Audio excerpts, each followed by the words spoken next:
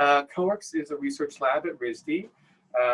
We're department neutral, discipline neutral, and we're about interdisciplinary research and technology in art and design applications, and making those things as accessible as possible to people from as many backgrounds and disciplines as possible. We primarily work as an incubator, meaning that we design and offer some of the weirder, more experimental courses at RISD. Often there are collaborations between departments or with companies outside of RISD. We also support institutional research initiatives. For instance, right now we're working with Microsoft and supporting an initiative using VR for pedagogy and critique in virtual reality space. That kind of thing kind of makes sense right now, maybe. And we also, more recently, over the last couple of years, have developed a pretty robust peer tutoring program. So I'd like to point out, for me, COARCS is much more about the community and the people here than it is just about the lab and technology. This is us, the people we have on our team right now, students from literally every department at RISD. In a normal semester, right now is not a normal semester for obvious reasons, we would actually have twice as many people on the team, so over 30 usually, but nonetheless, an amazing team of students from every design and art discipline at RISD, and many of them also have very interdisciplinary backgrounds themselves. And people that come from engineering, people that come from science and math backgrounds, liberal arts, history, and are also engaging in art and design in ways that are incorporating those things. So we're really committed to supporting that kind of inquiry. Let me show you around. So this is the hallway that we've been in. Exciting. And then here's the new area.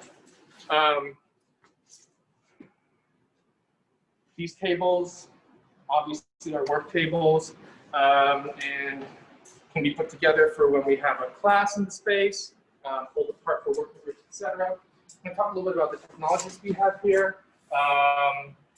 For instance, we have some laser cutters. Two laser cutters that are actually a little bit different, appropriate for different types of materials. Laser cutting is pretty common nowadays in many contexts. Certainly people in architecture, industrial design, for instance, they're creating models and prototypes with laser cutting. And we certainly do that kind of work here.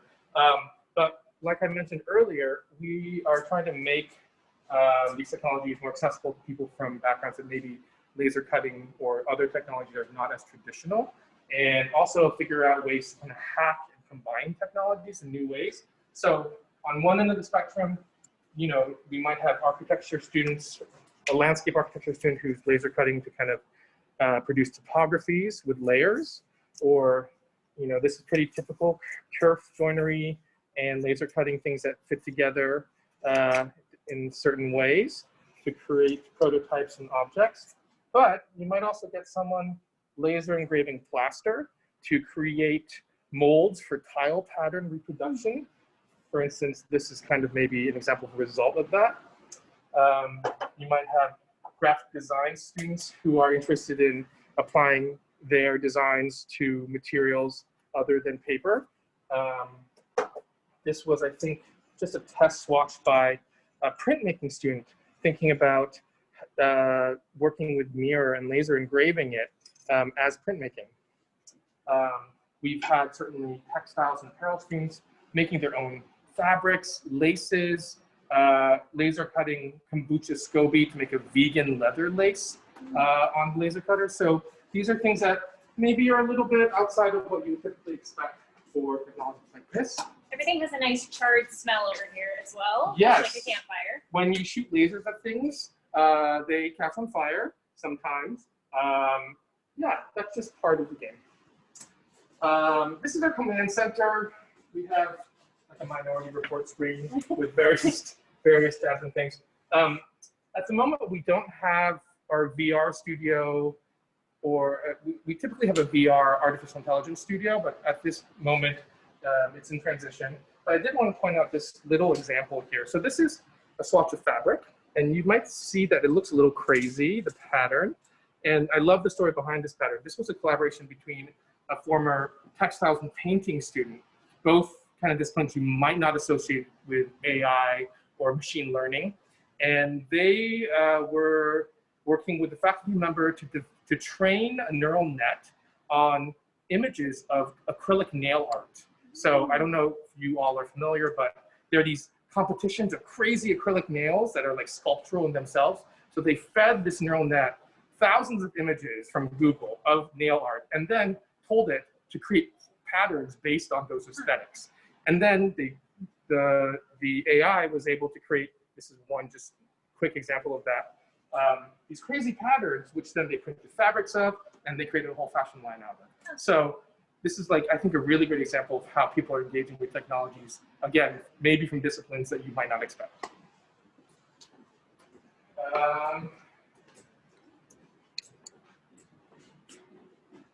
This is our print corner, maybe more 2D than a lot of the other kind of little spaces in the lab.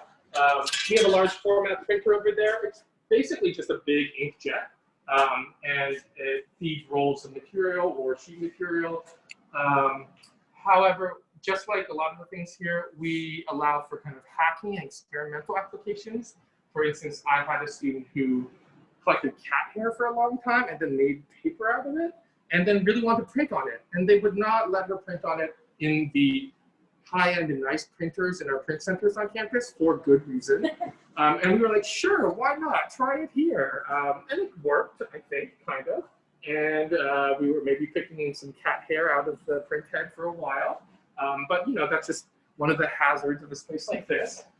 We also have standard, like, you know, laser printer, flatbed scanner, bookbinding stuff, cutting equipment.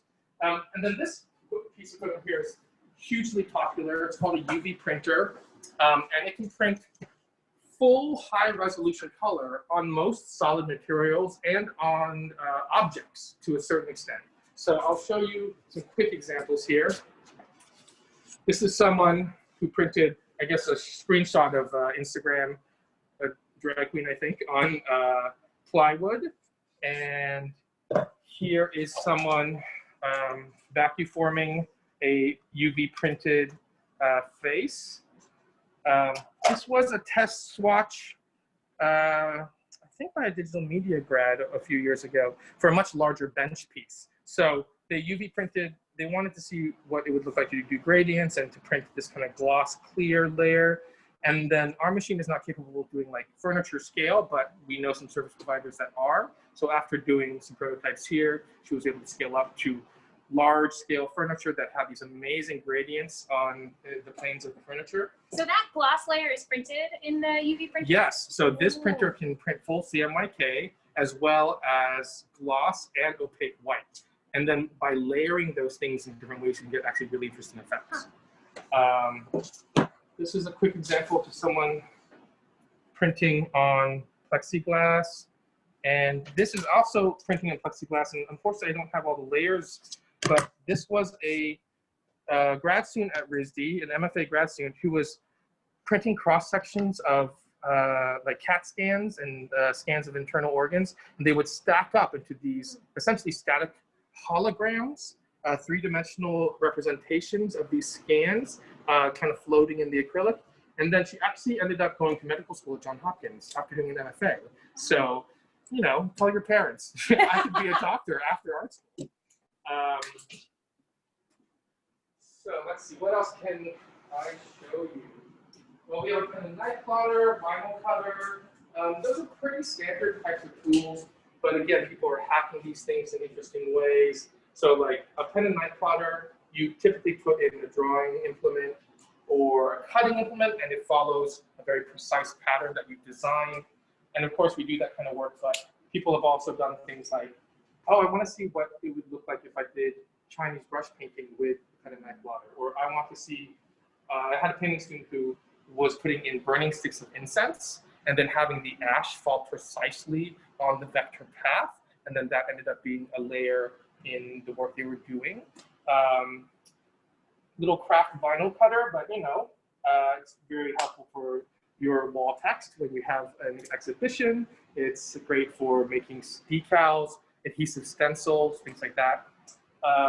actually I could even talk about the laminator. So we originally got this to laminate signs, but you leave something like this out in the space, out in a lab like this, you all of a sudden you have students laminating lint to make experimental textiles, or there's one student that was making a jacket out of lunch meats to criticize the agricultural industrial complex, and she laminated bologna and then embroidered into it to make the epaulets for this meat jacket. Yeah, it was a meat jacket. Did it smell like a deli that day? It didn't smell great, especially over time. I'll put it that way. But the documentation was amazing. We have a growing little library here, everything from making processes to biodesign to critical theory and gender studies, things that are what the students are invested in. So we just respond to student requests. Obviously, RISD has amazing library resources as well, but this is in specific response to the kind of conceptual and technical investments that the students at the lab have had. Okay, so this corner here is kind of our primary 3D printing area. And I think a lot of people are familiar with 3D printing nowadays, at least as an idea. Maybe what they're less familiar with is the fact that that's a really big umbrella category for many different types of technologies that don't necessarily work the same way or are appropriate for the same applications. We have two main types here at CodeWorks ourselves. One of them is these Formlab 3D printers, which are stereolithographic. Essentially, what that means is that there's, see this one, a pool of liquid resin, and the tank has a clear bottom, and a laser shoots up into it and selectively solidifies the resin, selectively cures it. So essentially, this three-dimensional object kind of rises up out of the liquid over time in slow motion. And I'm fixing my mask. So kind of like the Terminator movie? Like the Terminator movie or The Lady of the Lake. Okay. I don't know. Yep. That's nerd reference. Some really quick little examples of some of the Formlab prints here. So we might have someone 3D printing a mold to cast some interesting kind of patterns. You might see, I think this person was casting silicone, and this was like a generatively designed forming rhino that they made the mold of. Just a little example here as well. What's nice about these 3D printers is that you can use different resin formulations to print different end materials. So they might be clear or flexible, or heat resistant or biocompatible. Oh, I love this example. This was a film and animation student, film, video, and animation student that was 3D printing the expressions of her stop motion characters. And she could increment the expressions, 3D print them, and then quickly switch them out when she was doing her stop motion. And then she was an undergrad and is, I think, finishing her graduate degree at CalArts now. And yeah, so just some quick examples of that type of 3D printing. Over here, we have our FDM 3D printer, fusion deposition modeling, which is pretty similar to what I think a lot of people know, like a MakerBot, plastic filament printers. This is a little bit of a more industrial level version of that. And it can print higher resolution. It can print this support material that fills in negative space and allows for things that have a lot of interior negative space. This is just a cross section of the failed print, really, but an interesting form nonetheless, right? So David, it's building layer by layer. Right. So this is building layer by layer with just extruded plastic filament, ABS plastic in this case. But because it is a little bit more advanced than like your normal consumer model, it can do things like nested objects as a single print. So this is basically a cat toy. But it's also a cool proof of concept for like, nested, embedded shapes in a single thing. Another example of that is like, this is a ball and socket joint that was printed as a single object, even though it is separate pieces technically. This is my friend Elephanta. Again, ball and socket joint for the head, and then these movable legs. He's super cute, but he's also a highly technical example. Can you talk a little bit about the washout process? Oh, yeah, yeah. So I'm not sure I have an example of something that has not had the support material removed yet, but this is a chemical bath here that once a 3D print comes out of the printer, the support material needs to be dissolved, and this chemical bath is very alkaline and is near boiling, and you place it in the bath for at least a few hours, maybe overnight, and it dissolves the support material away very cleanly, and that's how that works. So Elephanta would have had some support material in those joints, Right. but then he's free moving once he's come out of that. Exactly. So in order to create these joints, there has to be support material in those tolerances. Otherwise, they would be fused, all the pieces that are supposed to be able to move. Okay, so- one last Elephanta question. Sure. How long did Elephanta take to emerge? I'm not sure. You know, it gets variable too, because you can decide to print as a solid object or with a honeycomb fill, which takes a lot less material, and that affects the print time. So I would guess that this little guy might have taken anywhere from a few hours to print to like overnight if it was a solid fill. Right. But it's, you know, it's not just about the size of the piece. It's about the type of design. It's about the resolution of the print, et cetera, et cetera. Oh, one more example. This chain mail. Again, printed as one design, and we've had you know, textile students approaching 3D printing as a way to create experimental textiles like this. So again, people from disciplines that you might not associate with 3D printing. Slow me down if you need. I know I talk fast. I just wanted to know so much about Elephanta. Elephanta is an old friend of mine. It's been around for a bit. So right here we have some CNC, one CNC unit, which actually we may need to replace soon, but I can at least kind of illustrate what CNC technology is. Let's say we are comparing it to 3D printing. 3D printing is additive. You're adding up material to create the design. CNC technologies are generally subtractive. You're removing material based on your 3D model. And there are many different types of technologies that fall under the CNC umbrella. This particular unit is one that's relatively small scale and has a fourth rotary axis, meaning that it can rotate your material and create these kinds of designs. So this is a braided rope with some embedded cubes. And essentially it works kind of like a lathe, but you wouldn't be able to do something like this on a traditional lathe. We might have an industrial design student prototyping parts for some sort of more engineering leaning project. Maybe it's even the positive that will create a mold to be cast in other materials. This is someone milling out cork. This was a little prototype from a sculpture faculty member for much larger kind of sculptural pieces, but it's dyed stack laminated plywood that then he carved out using the CNC mill. Yeah, those are some quick examples there. So I'm seeing a lot of wood, a lot of foam, some cork. Are there materials that don't work as well with the CNC? With this particular piece of equipment, those are the most appropriate types of materials. It's not one that's good with metals or stone, or what else do people try to do? Plaster. There are CNC technologies that are appropriate for different materials, maybe those materials. This one just isn't for outside of this range. What else do we have here? So we have this student-led project, this plastic recycling rig that they're developing. There are a lot of plastics that are not recyclable in Rhode Island and in many states, including ABS plastic, which is one of the plastics we 3D print.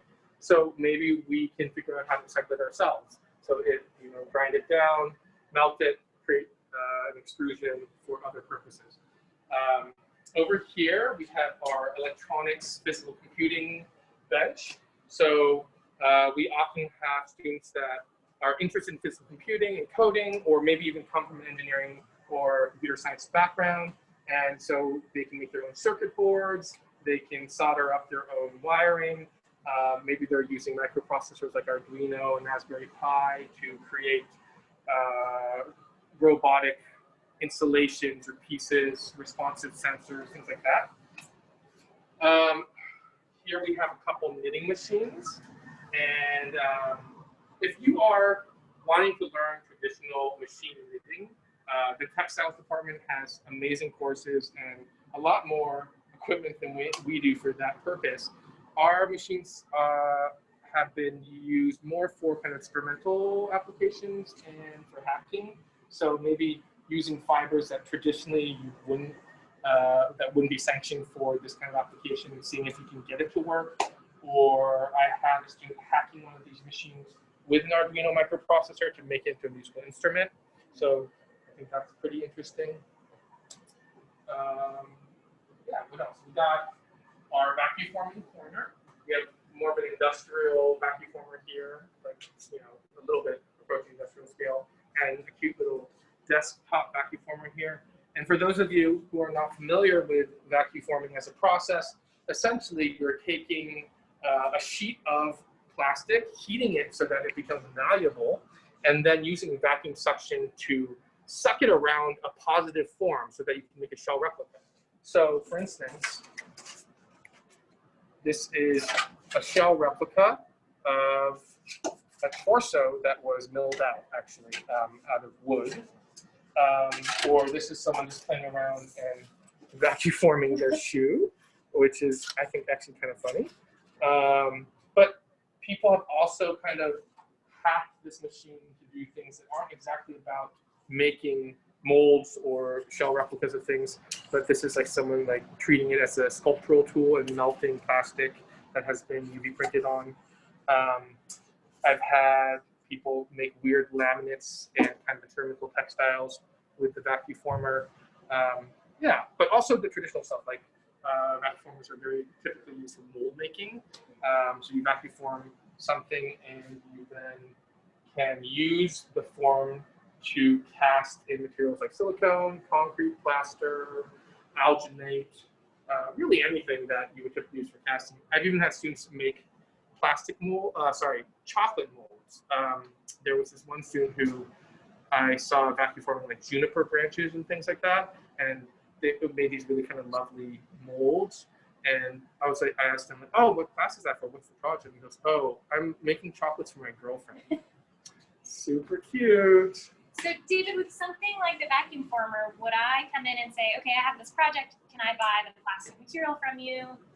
Oh, yeah. So the way this works at RISD in general is that we have a pretty centralized place to get most common materials. The RISD store and the 3D store, RISD 3D store. So the plastics that you would most often be using on something like vacuum former are styrene or PTEG, which is kind of this clear plastic right here. And that's all easily available kind of at the center of campus at the RISD store.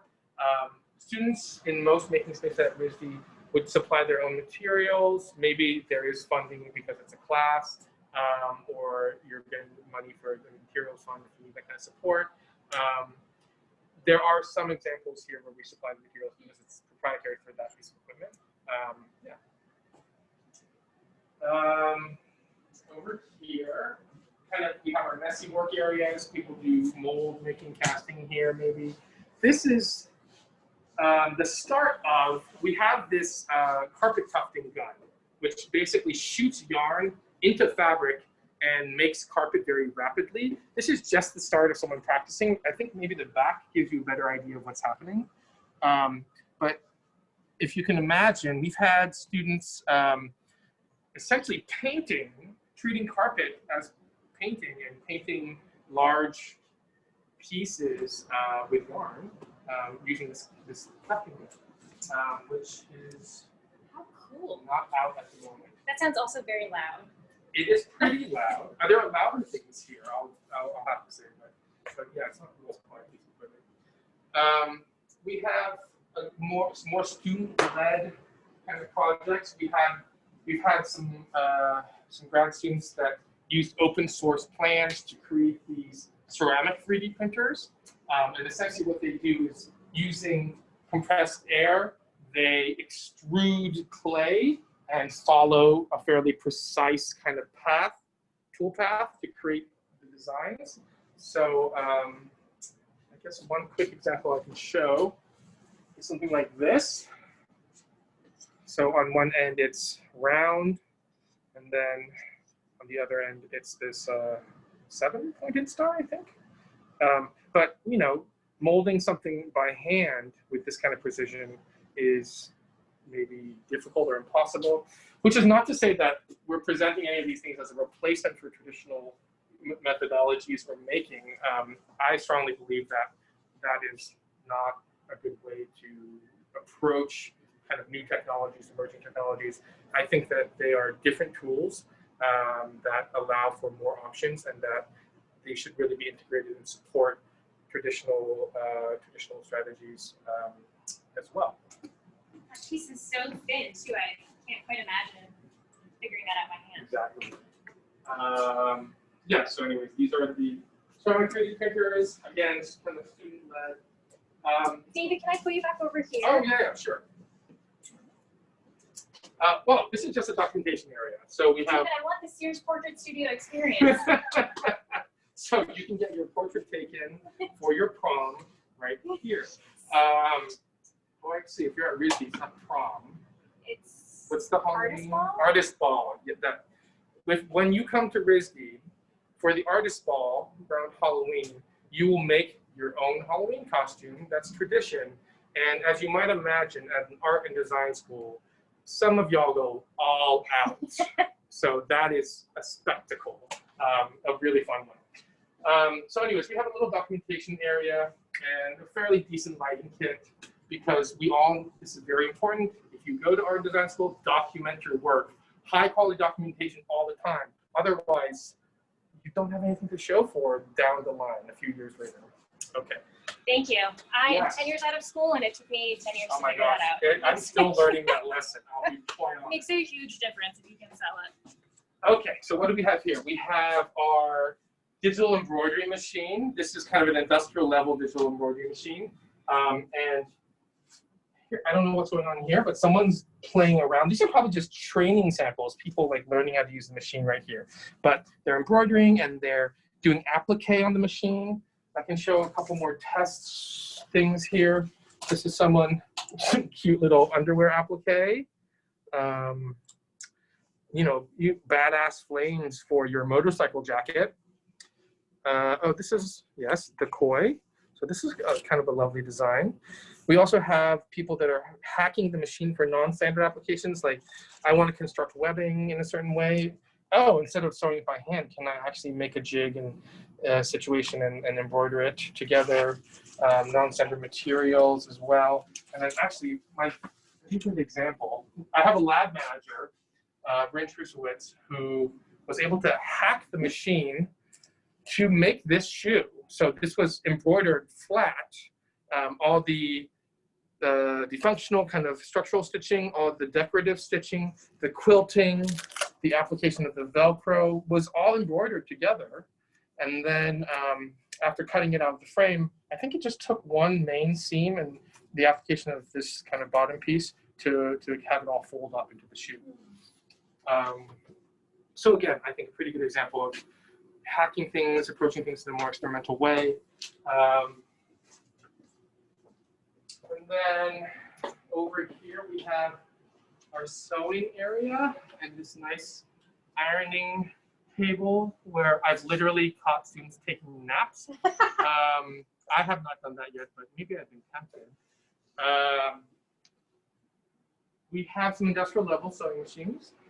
The Jukey, which is fairly standard for sewing, and then we have the Jukey walking foot here, which would maybe be traditionally used for quilting applications because you're doing many more layers of material, but also is appropriate for kind of thicker, non-standard materials. I have people sewing leathers, pleathers, vinyls, carpet, astroturf, that kind of thing. Maybe you're making a bioplastic sheet out of chitin or gelatin and you're trying to figure out if you can sew it together, and this might be something you can try. We also have the overlock serger over there, and we have an active seam narrow machine right there, which can do a flexible seam a seam that actually stretches with the fabric. It's used for things like scuba gear and shoes and things like that when you need a seam that doesn't constrain the fabric in its skin.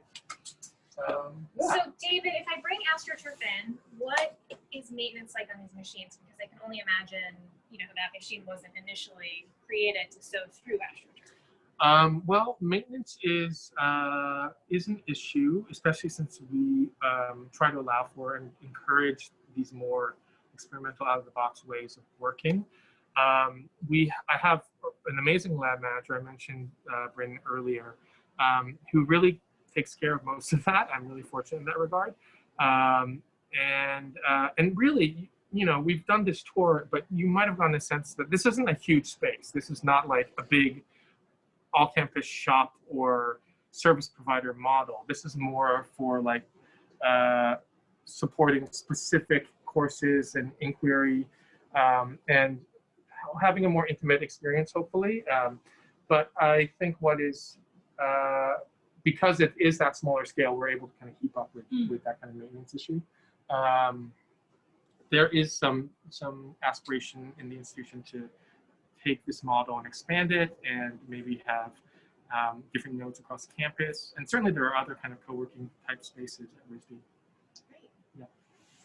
Well, I think that was kind of the start of our informal Q&A, but now we'll switch to the more formal portion. Sure. So go ahead and type questions into the chat box.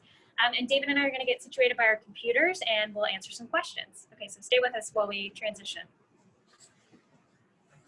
Thanks, Manon.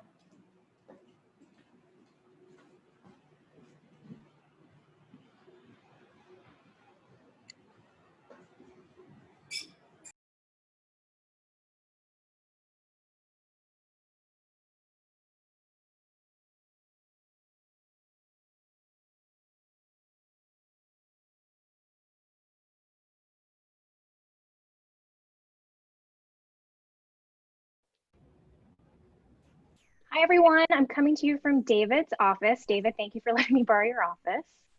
All right, so we have some questions coming in. And David, one thing I wanted to ask you as I review those questions is a lot of the 3D printer, the embroidery machine, how do you make files for all of those different machines? It depends on the technology and the situation, but generally for like 3D printing and CNC processes, you're using 3D modeling software, but there isn't necessarily one specific software. There might be pros and cons to different software, but at RISD, a lot of people are using Rhino. Maybe you're using SolidWorks or AutoCAD or Maya or Blender, and they're all, you know, all a little bit different and have different kind of pros and cons.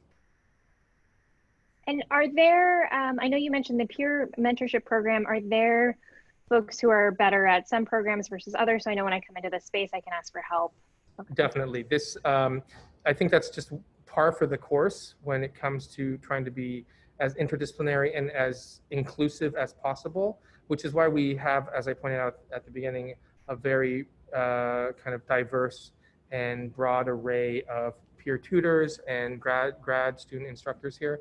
They come from all different disciplines, so they all have different skill sets, and not everybody knows everything, but we really kind of try to treat it as this shared body of knowledge, and they're always cross-training each other and sharing what they know within the team and with the people that are coming here, which I really love.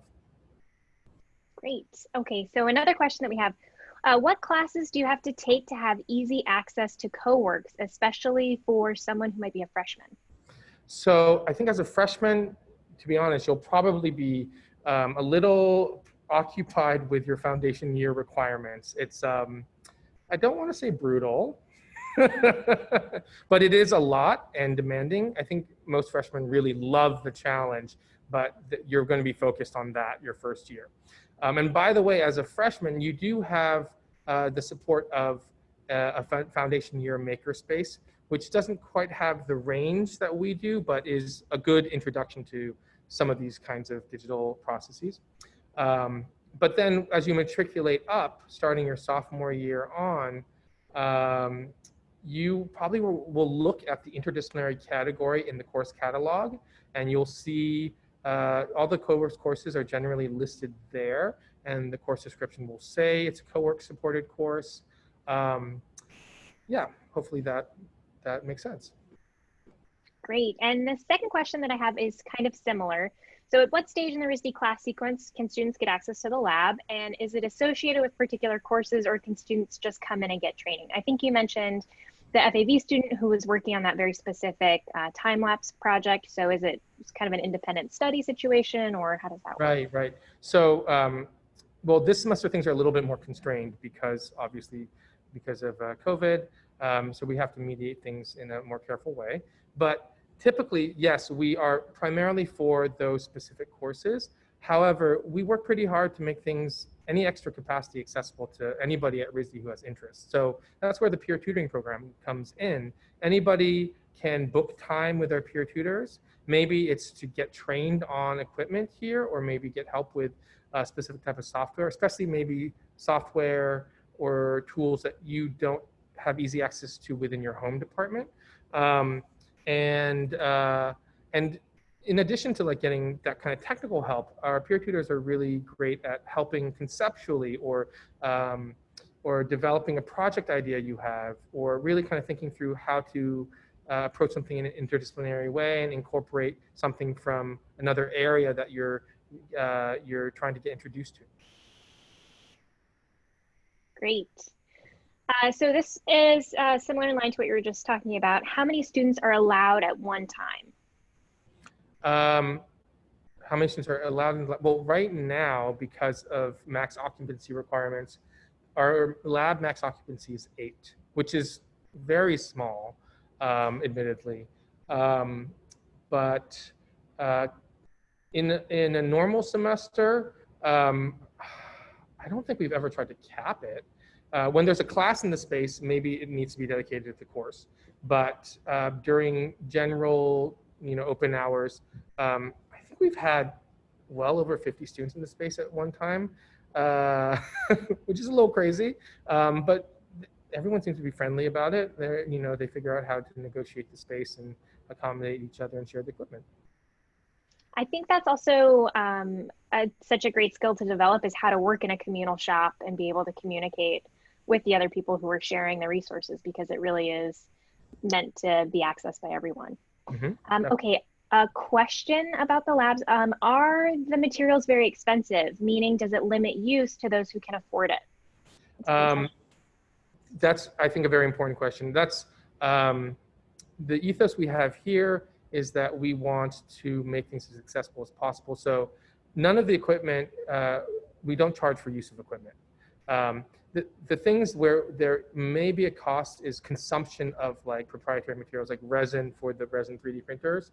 That said, I try to get supplemental funding. I apply for grant funding and do other types of kind of like conversation with companies to get in-kind donations. And we also get institutional educational pricing on those things. So really, we're able to bring that cost down significantly. And if a student is paying for those things, it's at much lower than kind of industry costs. I'm really hoping to work towards having enough funding where we don't have to charge for anything. That's great.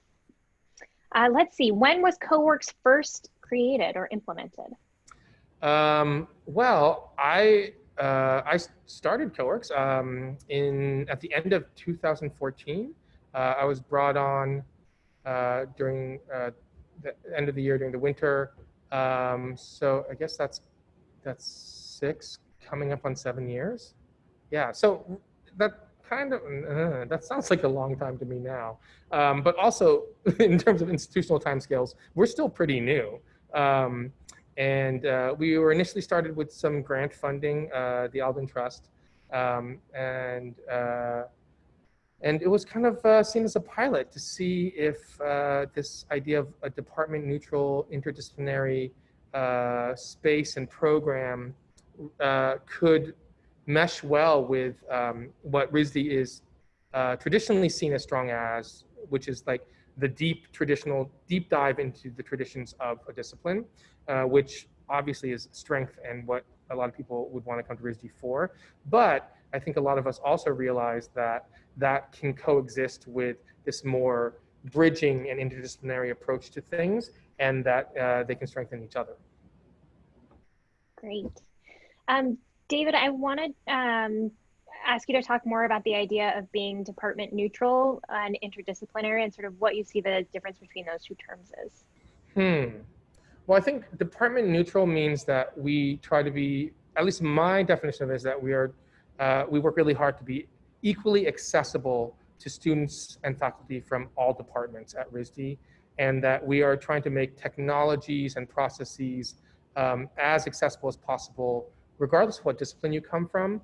Often I think, especially with like advanced digital technologies, they're very intimidating to people that don't come from that background. Often maker spaces, even unintentionally, might feel a bit exclusive if you're not like an industrial design bro, or sometimes these types of technologies can inadvertently kind of have gendered assumptions, or maybe there are language barriers, or all these kinds of considerations. We try really hard to interrogate and dismantle as many of those kind of assumptions and biases as possible, which is part of why we have such an eclectic mix of equipment, and we have a really diverse team of instructors and peer tutors. But did I go on a tangent there? Did I answer your question? No, that was perfect. I think I hadn't really heard the department neutral term before coming to CoWorks, but to me, the departments are so great at what they do, but you get some really amazing things that happen when you leave your department and start to work with other materials. So the idea that this space is just this space and open to everyone is just really appealing. Yeah. Let's see, I went off book a little bit there, so let me ask a question from the Q&A chat. What is the most surprising, unexpected use of a machine you have seen? There's a lot of them. I think I've mentioned some of the good ones already during the tour.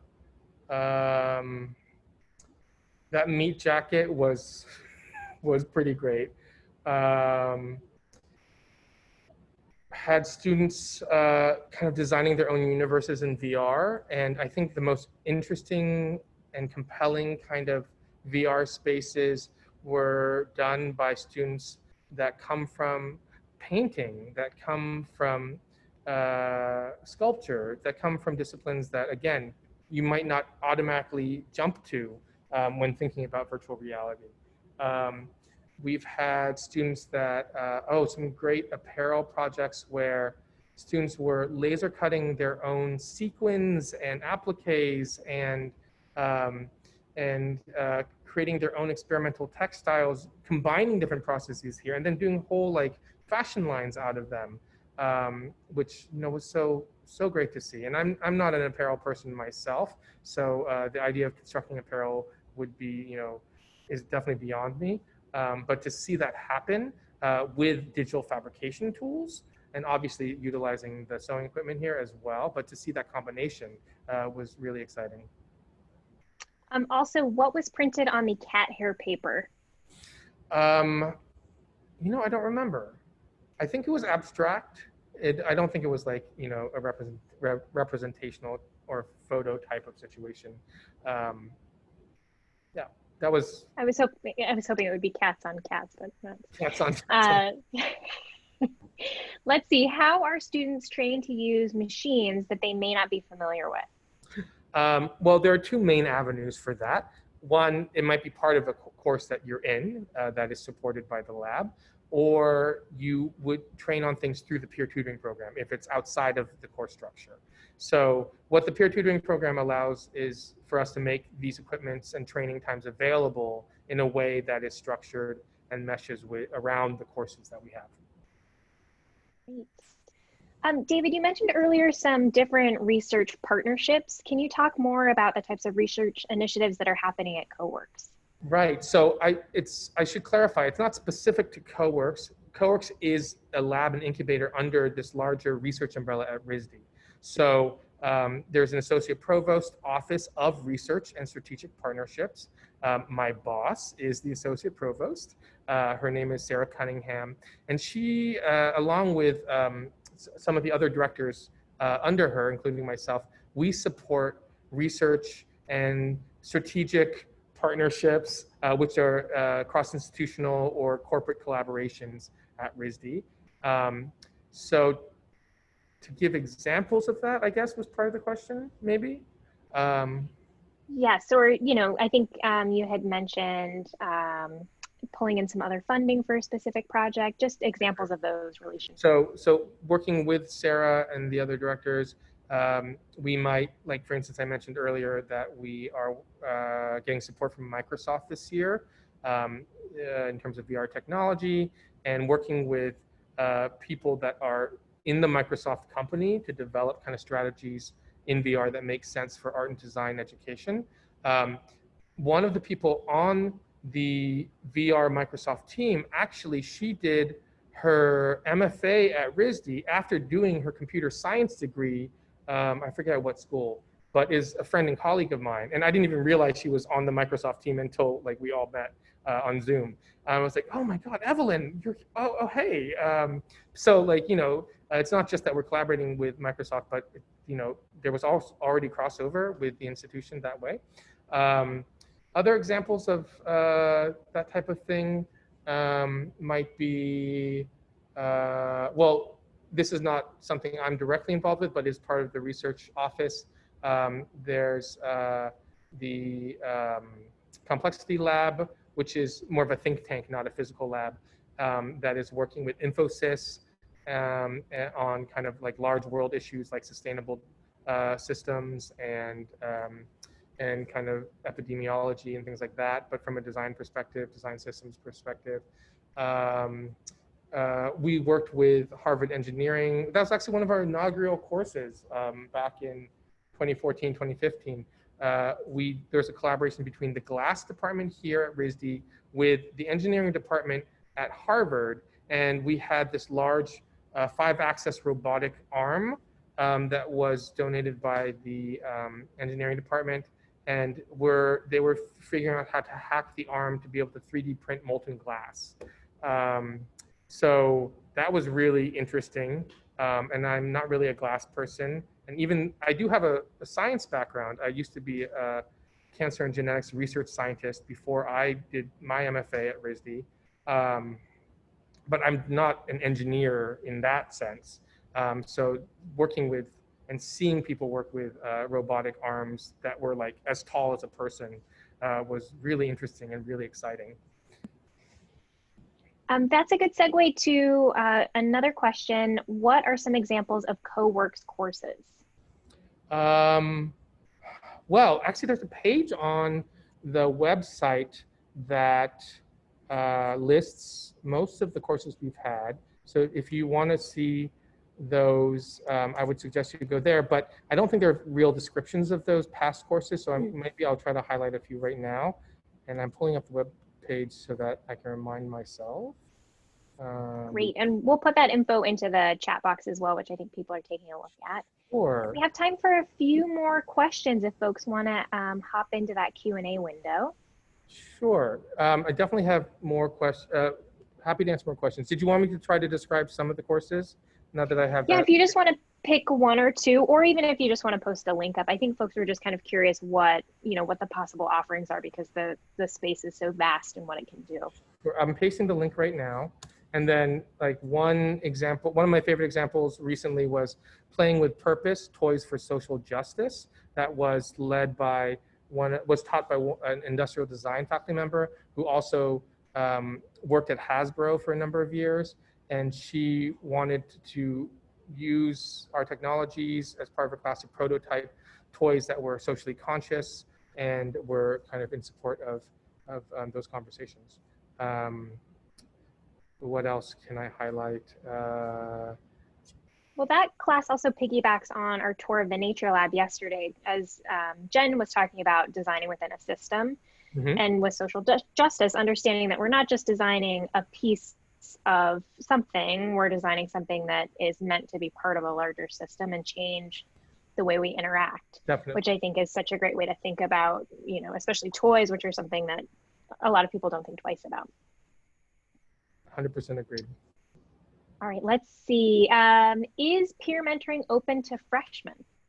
Yes, actually, I didn't mean to give the impression earlier that none of the CoWorks resources are available to freshmen. If you would like to meet with one of our peer tutors, you're more than welcome to. So please do. Great.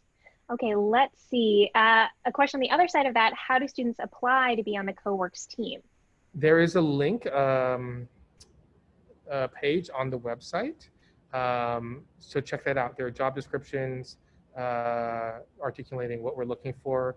But to give an overview, technical skills are great, but also are the things that are easier for us to teach. We're looking for people that are really invested in supporting community and making things accessible to as many other people as possible, and are, you know, proactive and really have those interpersonal skills that make sense for a lab and community like this. Great. So David, I think we've made it through all those questions. Is there anything else that you want to leave folks with as we conclude? Something else about CoWorks that we haven't touched yet? I feel like I've been talking a lot, so I'm not sure. You're doing a great job, David. Thanks. I'm learning a lot. I would say I'm excited to see you at RISD and at CoWorks. Once you get to RISD, and this is not specific to CoWorks, but it can be really easy to get, for lack of a better word, stuck in your own department. Yes. RISD is demanding, your coursework is demanding, but it really behooves you for a number of reasons to seek out things like the Nature Lab, like CoWorks, like the Materials Library, and kind of expand what you're exposed to and what is being incorporated into your work. So I hope to see you. Great. And I want to piggyback on that too and just say to remember that you're going to school in a living city and to get out and actually see a little bit of Providence and what that creative community can offer and how it can inform your practice, which is great about CoWorks because you are forced to walk downtown, which already gets you off the main campus. So we're going to wrap up our tour. I just want to say thank you to David and thank you to everyone who's joined us here. I think in the chat box, these sessions have been recorded and will get posted up so that you can watch them again and see all of our jokes a second time around. So thank you, everyone. Bye, everybody.